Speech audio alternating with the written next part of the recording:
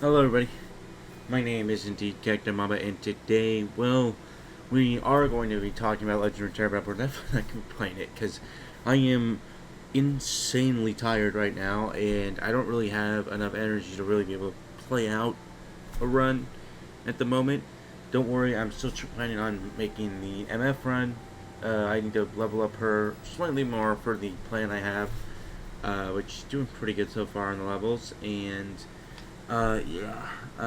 So what I'm gonna do actually instead is I'm gonna answer a pretty consistent question that I've seen multiple times. Which is cacti. You know, I feel like I've been playing for a while, or like I've been playing since PoC Champions 2.0 dropped, and I just don't have the same amount of fragments you do. I don't have the same amount of levels. I don't have the same amount of whatever, and that's a completely legitimate question. Now, the way I'm going to answer this is I'm going to explain to you exactly how I've gotten basically everything, right? Like, first off, I'm going to preface this with saying I've been almost completely perfect. Almost. I have missed a few days, but overall, I have been almost completely perfect when it comes to obtaining or obtaining fragments in general. Like, I've been almost completely perfect in the sense that I have gotten so many fragments. Now, in terms of the most efficient path, I have not gotten the most efficient path. I had so many fragments locked up in Alawi, which we'll talk about in a second, that contributed to me actually having less fragments than somebody who didn't have that problem with. But the thing that I'm going to point out first is whenever PoC Champions 2.0 first released, okay, the first thing that they did was they dropped a bunch of really cool like vaults and stuff like that for everyone that had played the previous one, and you got better and better and better stuff the better you were doing in the previous one and all that. So I got a crap ton of stuff to the point where like I basically had like almost all the way or already like start up almost the entire way from day one, which was disgusting, and it allowed me to destroy so many runs and get so many things so early. So that kind of like kick-started my starts and stuff like that, and which is I've also gotten I was able to get to like the max legend level at the time, which was legend level 20, with all doing all this stuff and things like that. So like keep in mind that I've been almost completely perfect with everything with like leveling. Like none of the runs have anything left for me to get in terms of stuff like that. The only things that I can still wait on are things like the legend level here, which I don't have completely leveled right now, which would actually be pretty significant for me, as you can see, if I had it leveled all the way. But so there's that reason, right? And then the other reason that I seem to be ahead of a lot of people, a lot more than they would expect, is because with the last 4 champions that released, right, which was Kaisa, Evelyn, Gwen, and Talia, they so the way that they kind of added things in was that they allowed it so that you could drop the Talia, or like you could purchase the first part, just to, like, own the champion, not the star powers themselves, but just to own the champion. And it was like for a number of coins, right? You could do it, and it saves you 30 fragments for each champion that you do it on, where you get the champion with the coins. 30 fragments. So think about that. I saved 120 fragments. So if we do the math, okay, you get 4 wild fragments a day, right? You get 4 wild fragments a day, and if we divide that by 120, right, we get 30 days. So that's a full month of work that I cut out by spending that amount of coins to unlock stuff. So that's one of the reasons, right? Like that you're seeing is like, whoa, he is literally over a month in front of me just off that on its own, right? And then on top of that, you have to think that I have gotten almost everything completely maxed out, from like beating all the different paths to unlock everything and doing all that, and I have all the characters unlocked, which allows me to beat all the extra characters, that allows me to get the extra XP and things like that, right? So you have to think about it from that point of view of like, okay, he's done almost everything already. Then he has that on top, right? And then he does this. So it's like, and will I be doing it again for the next expansion too? Absolutely. It is so vital. So important. And then that is why right now, if we look at my totals, I only have 1, 2, 3, 4, 5 champions that aren't star 3, and realistically, one of these champions could basically be star 3 already. first off, I made a few more of my days, but also, if it wasn't for the fact that I'm going to be banking up. I'm going to be banking up for the new expansion, obviously. But, yeah, no, so it's been pretty tiring for me, so that's why I'm not doing anything again. So, again, I'm sorry about that. Typically, I would, but I would still like to maintain the daily uploads. I would still, obviously, this is something that I wanted to talk about anyways, just because people keep asking about it. And I think it's an important subject to talk about, too. It's like, even though you technically should all get the same amount from Path of Champions, what people don't realize is, first off, if you played the previous iteration of Path of Champions, from Path of Champions 1.0 to Path of Champions 2.0, that already boosted you off on your start exponentially, because you're able to play other champions besides just Alawi, right? And then or besides just Jinx, because you start out as Jinx only, right? And so that's like a big one. Then I'd already been playing Legend of Runeterra for a long time, which allowed me to have all these champion cards, which allows me to not be barriered by that, too, as well. And then you think about those two things that are mixed in with the fact that I got so many fragments on Alawi at the beginning, to where I was just smashing runs, and I got to Galio very quickly with Alawi, like very quickly. And I was making sure I was running around, and anytime I could beat a run with any champion, I did it with Alawi. Like, if it didn't have a region champion, right? Because I was trying to get as much of the XP and stuff as possible, which kind of like speed leveled me, right, as well. Which then, and since it's kind of like an exponential curve a little bit and all that, it helped me a lot. Now, before the wild fragment adjustment, which they added later, you couldn't get, if you had extra fragments, it was just like, oh, sucks to suck. So that's what was happening with Alawi. At one point, it had like over 100 fragments banked up on Alawi, and that really hurt for a while. Like, I did not get to spend any of it, but then all of a sudden, I got so many wild fragments, because obviously, like, Alawi was fully leveled, and I had like 100, so I ended up getting so many fragments just off that alone, to the point where I was able to,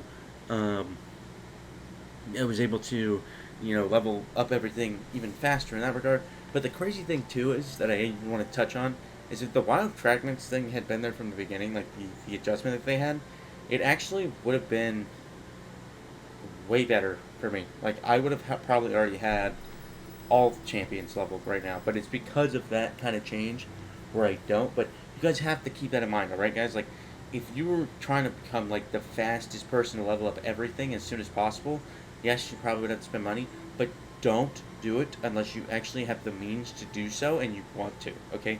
Very important step that you have to take there is do not, excuse me, sorry, I'm burping. Do not do that unless you actually can and you want to, because there's way better ways you can spend your money. I just do it because I enjoy the game and I want to support the game. That is like always going to be my disclaimer, okay? And everything like that. So please, please, please, please, please, please do not spend your money unless you absolutely can and want to.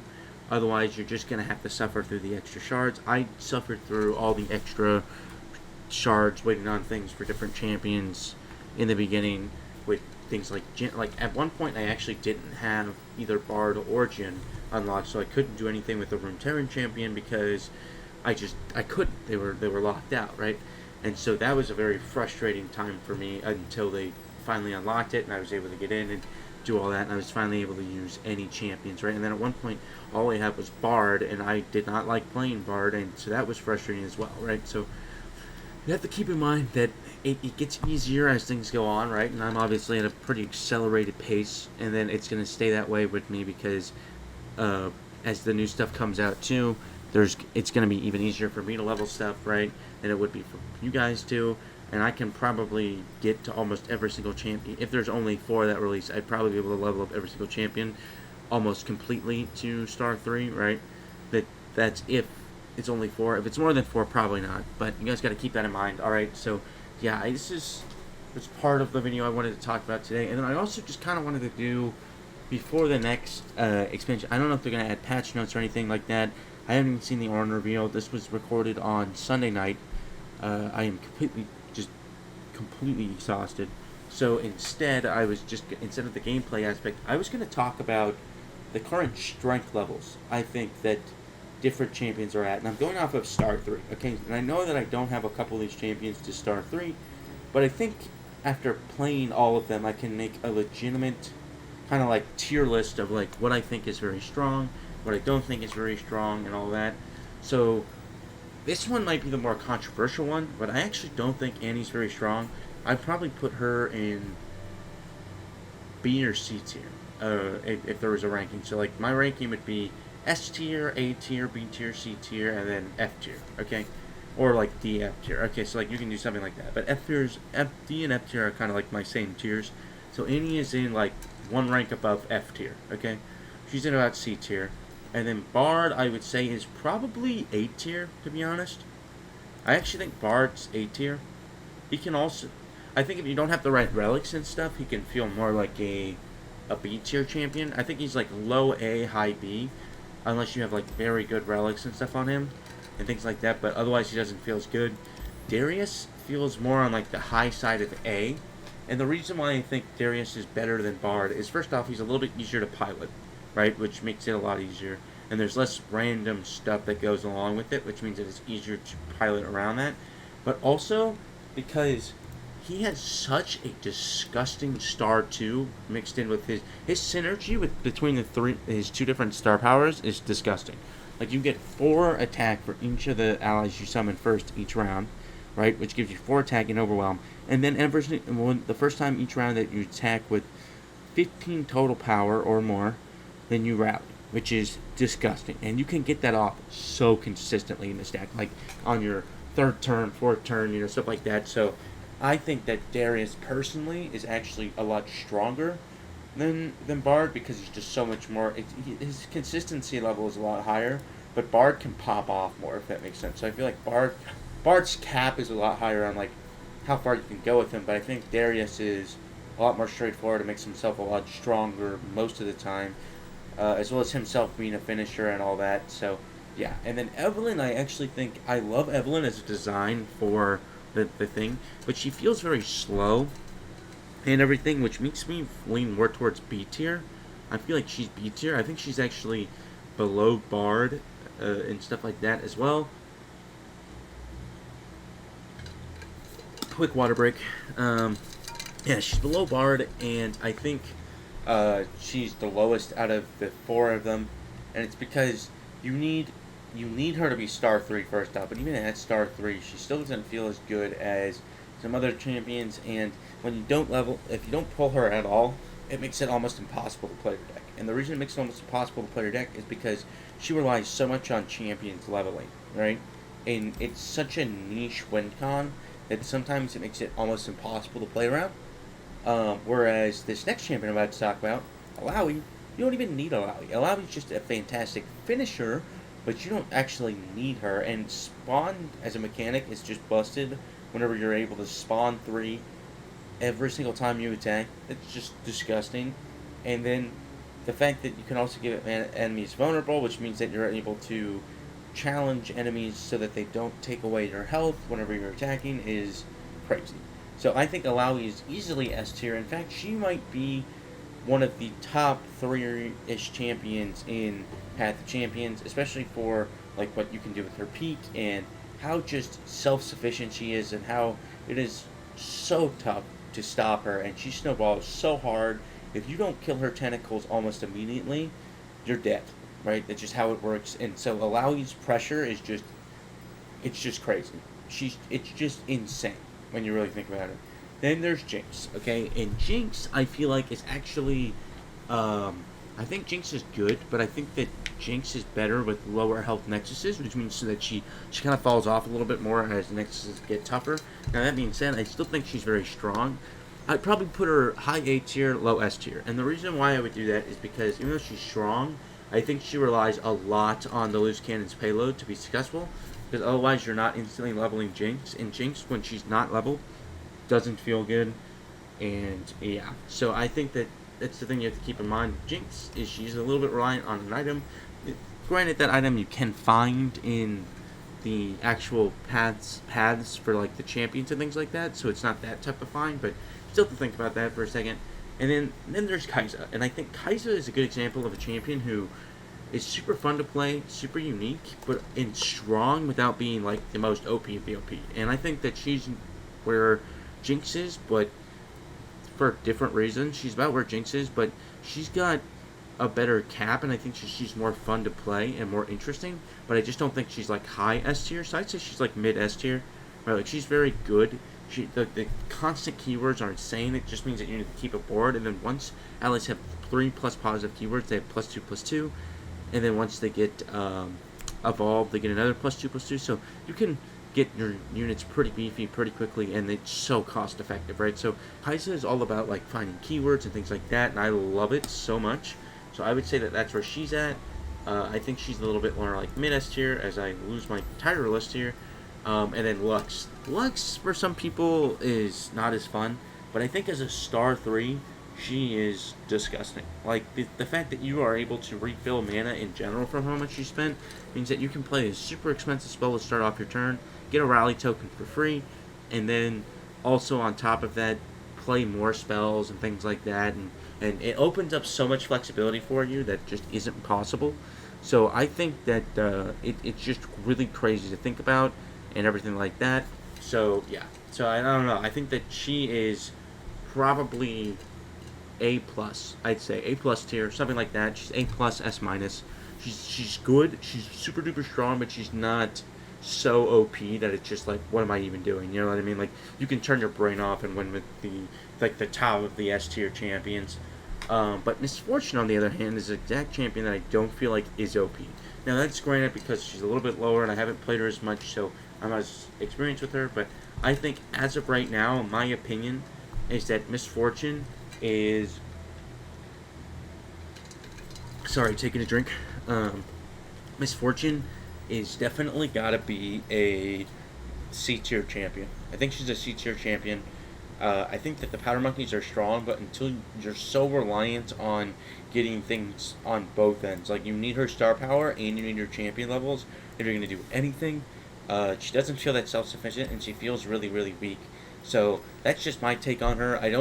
I'm completely understand that some people might hold a different opinion than me, but that's just my opinion of her, right? So you can let me know what you guys think down below. But I think she's around a C tier, which is not bad at all, by the way. It's not bad. It's just not as OP as what other champions these days are for PoC Champions. Vi, on the other hand, I think is high C tier. And the reason I think she's high C tier is even though I think she's very, very strong, you are so reliant on drawing her. If you do not get Vi, it's the worst feeling. And for that reason alone, I'm out, right? Like the Shark Tank, like the little line right there, if you've ever seen it.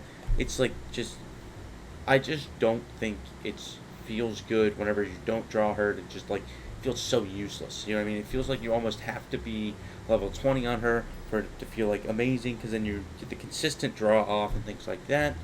And then now, speaking of Yasuo, I find Yasuo to be actually more like a B tier. And the reason I find Yasuo to be a B tier is because he's so good on defense, but it feels like his offense is very lackluster without overwhelm, right? Because even though he can get these really, really big units, he can't convert, right? And his entire kit is just built towards defense, defense, defense, defense. So it's not very easy for him to burst people down unless you don't have any blockers on the board, right? And so yeah, I don't think Yasuo is as strong as some of the other champions on this list, but I still think Yasuo is a very good champion. I think he's super fun to play as, and he's got one of the better skins in all of PoC Champions and Legends of Runeterra as a whole. So if you don't play him, you probably should try him out. But now a culprit for, I think, honestly, could be one of the most OP champions in PoC Champions to date. Okay? And that's Garen. I honestly think Garen is one of the top 3 champions of PoC Champions. And I'll tell you why. Garen is one of the top 3 champions of PoC Champions because his strike mechanic, where you get +2/+2 at star 3, plus he gets a single combat every turn, makes him almost unkillable. Like, as long as you get any sort of stat on Garen, you're not killing him, right? And so there's just nothing you can do. Like, there's nothing you can do to slow him down. He feels impossible to slow down. He just continuously ramps out of control. He's just so strong, and he feels OP to me. I don't think there's anything you can do to stop him. His entire deck is just disgusting. I clean boards with him at level 12, 2-star, and I know you can clean even harder with him, and you get even more cool stuff as you continue to go, and his units only get better. So I think he's disgusting. I think that if you haven't played Garen and you have the ability to play Garen, you should really try him out because he's so busted. And he's so OP. And speaking of busted and OP, so is Gwen. Gwen is insanely busted. Gwen is so OP. And the reason why she's OP, okay, is because even though Garen gets a lot of health, which makes him virtually unkillable, whereas Gwen does not, Gwen has a mechanic in PoC Champions that is so desired always. And because it's so desired, and you're always looking to use it, it allows you to use other things instead of what you would normally rely on, which is Drain. Okay? Her Drain mechanic is disgusting. It literally allows her to heal herself back up to full on certain runs where that shouldn't even be possible. And because she can heal herself back to full, she doesn't have to worry about healing. And since she doesn't have to worry about healing, she can cut cards, she can look for other things, and that opens up so many possibilities to her, as well as the fact that the Hallow keyword and the fact that you can reliably level her up almost consistently every time. So good. Gwen is OP. Gwen is in the top 3. I think my top 3, personally, right, and there's other champions that you could argue in there for sure, but my top 3 personally is Alawi, Garen, and Gwen. I think those are the 3 strongest champions. Not to say that there's not other ones, but those are easily S+ tier. I think if you can learn how to play them even somewhat decently, you should stomp runs consistently. You should rarely be losing. These are the types of champions that you want in your runs. And then Jhin, I think, is actually probably A or S tier. He's up there. But the problem is that he doesn't always have the payoff from his skills. Now, with the new Plunder build that I've been trying with him, he feels way better than Luden's. And the reason being is because he grows like a stat monster a lot better. But he's just not as... just overperforming as like an S tier champion, right? Like he's still within the realm of balance, right? Like you can still beat him. Now with his 0 cost spell, he becomes a lot more insane than a 2 cost spell, but I still don't think it's enough to put him in like high S tier or anything like that. He'd be very low S tier if he was an S tier.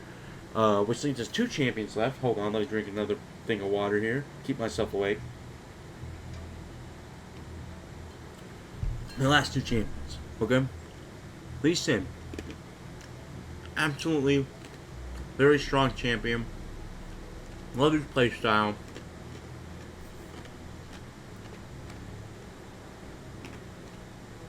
Sorry, I was chewing on an ice cube. Love his playstyle, but he is not S tier. I think he's A tier. I think he's very, very high A tier. The reason I hold him back is because he relies so heavily on spells that it feels pretty bad that, like, if you can't somehow get cheap spell generation, it becomes a lot harder to get that consistent +8/+8. But if you can get that consistent +8/+8, he's so strong. Because he just gets so big so fast. And that +8/+8 can decide fights so quickly, so easily. And you can burst speed it. It's so fun. He's such a fun champion to play. He's one of the, like, both the Ionian champs are fun. Lee Sin's vibe is a little bit different than Yasuo's, but they're both super fun to play. But that leaves us with one last champion, guys. And honestly, Taliyah. I actually find her such an intriguing champion, even though I think she's so much different than the other champions because she's a landmark champion and all that. She's so fun to play. Like, they set her deck up really, really well in this mode, and she doesn't feel as weak as she did in Lab of Legends because she used to be in Lab of Legends. She felt terrible in Lab of Legends. She feels really good here. I really like her. She's super fun to play, and getting that +1/+1 and overwhelm on all your units just makes everything so much easier. Like, being able to access overwhelm without having to do anything to change anything literally makes it so that you can use relics and other things to boost yourself, which is just life-changing. So I think Taliyah is probably S tier, I would say. And the reason she's S tier is not completely for her skill alone and things like that. It's because I just really like her design and her playstyle. I think they did such a good job on her, and I want to see more champions like Taliyah entered in, where it's not just like the same thing over and over and over. And I don't think Taliyah is easy either. I don't think that she's like super easy walk in the park champion, but she's not so tough, right? Like, they have these bars here for like what's difficult. They've got like medium and things like that. They've got a few hard champions. Not her. This is nope. Where's the hard champion? Bard maybe? Nope. Lex? Nope. Yes, well, no. There's hard champions in here. There's nothing like Lee Sin. Yeah, there's hard, but nobody has expert. Nobody has expert level difficulty on that kind of stuff, and it shows because I think that it's still not insanely hard to pull off as like a pilot, but she's fun, and I love her play style. She's also very versatile, so I think that she's also another champion to give out a try for. But she's not as OP as Kaiser in my opinion. I think Kaiser's a little bit more OP, but I think Talia is almost a little bit. It's honestly a little bit more fun to play at times, even though they're both really fun. So yeah, hopefully you guys liked the video. My top three as of right now is Garen, Alawi, and Gwen. That obviously might change with the new champions that are coming out and whatever champions make it into PoC Champions. But yeah, sorry guys, I could not make a gameplay video today, but I wanted to do a quick talk through and still give you guys something to listen to and kind of get in perspective of like the two different parts here of the champion ratings and to like who I value as like very high target champions for you to focus on, and then other champions that maybe you don't have to worry about as much, and then also just kind of talking through why I'm so far ahead of some of you guys. It's not really your guys' fault. It's just very, very, very consistent. Plus previous PoC Champions play, and then also on top of that, using some coins to help myself out. So keep that in mind. And yeah, so I'm very tired. I'm probably just gonna go to bed here. But I hope you guys appreciated the video, and I'll see you guys next time. Peace.